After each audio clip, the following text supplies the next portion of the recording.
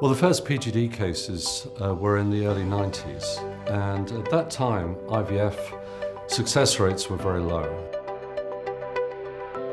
It wasn't until the mid-90s that we began to think that we needed a committee to pull the data together. There was some inherent concerns from those of us that were there at the very beginning that with more and more labs obviously trying to set up what was really very sophisticated and difficult technology, that there needed to be some sort of body that was going to provide some professional guidance. We all remember in the early days when we were collecting data, we had to fill in papers and fax them. The Consortium has had a particular role in establishing guidelines. We set up external quality assessments and we've looked at good practice across the PGD field.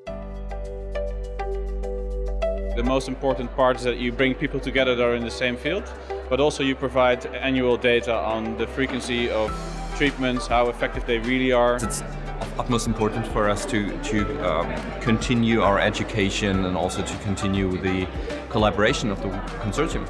If I'm going to set up a PGD service in my hospital, it's important that I can actually use all that experience and all that information to make sure when it's set up right.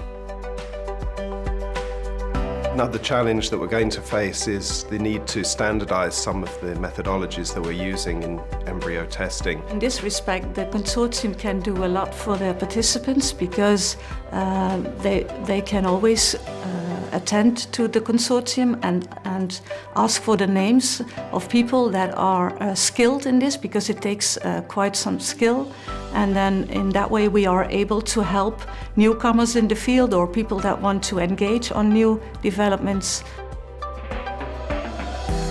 What I'd like to see in the next 20 years is for us to collect much lighter data, but from all of the centres, looking at all of the cycles of PGD, so we really have an idea of the global use of PGD. It will be incredibly useful to have that expertise and knowledge within a central go-to point. There's no bias there, it's a lot of information that we all need and we all should be paying attention to.